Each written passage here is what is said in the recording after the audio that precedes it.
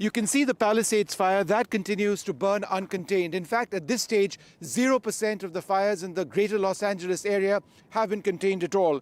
In terms of the extent of people who've been evacuated or have chosen to move out of their homes, it's approximately 179,000 people who've actually done that. The winds over here, and I can tell you even now it's quite windy, have been described as being historic winds. This has been fueling the fires across this region. I'm going to just ask Ira to pan the camera a little bit, just so that you get an idea of the entire Los Angeles skyline. And what you see behind me now is not a fog, it's not cloud cover, this is smoke. This is smoke which has been coming from at least 5 fires. And as I mentioned to you, all of these are entirely uncontrolled at this situation. Now, this is going to end up being, quite certainly, it seems at this stage, as the most expensive natural calamity or disaster in American history. We are looking at billions of dollars worth of damage. Some estimates put it at well above $50 billion. So that's what the situation is. Now, there is a sense, however, that over the next 24 to 48 hours, when the wind speeds start coming down, that firefighters would have a real opportunity at trying to fight these. We are seeing some helicopters and fixed-wing aircraft, fire bombers, actually in the skies. I saw them operating last night as well, and that helps to a great extent. But again, the big point right now is that 0% of the fires have been contained at the moment, and that continues to be a huge problem. I'm going to ask Ira Spitzer to come in with me and give me a sense of what he's been reporting and what he's been seeing. Hi, Ira. Thanks very much for being with us. You've been reporting over here now for the last 24 hours plus. Give us a sense of what the situation is on the ground. How bad is it? Well, this has just devastated the city of Los Angeles. Everywhere you see, there are people who have been evacuated from their homes. Almost everyone that I've spoken with out here knows someone who's been seriously affected by this fire.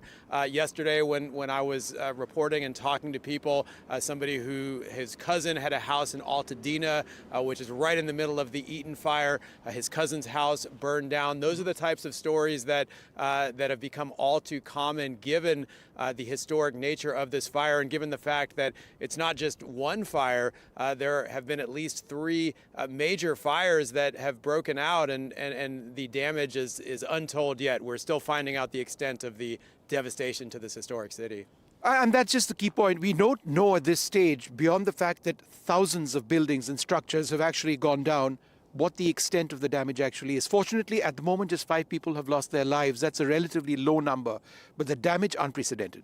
Oh, absolutely. When you look at the images of the Pacific Palisades neighborhood, for example, you see just block after block of burned out homes, shopping centers destroyed, major damage to a school. So this is just the tip of the iceberg, I think, what we're finding out right now. And what's really so shocking is when you see those neighborhoods is that there are fires that are just ongoing that have no personnel putting them out right now, because those firefighting personnel have to focus on the areas that they can still do something about. So there's just these little fires burning all over the city.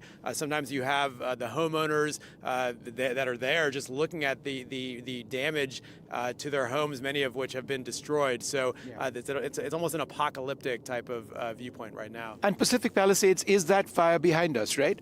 That is the Pacific Palisades fire there. That is the first fire that we heard about, and also is the largest fire in the area right now. So that is a wealthy enclave right next to the coast.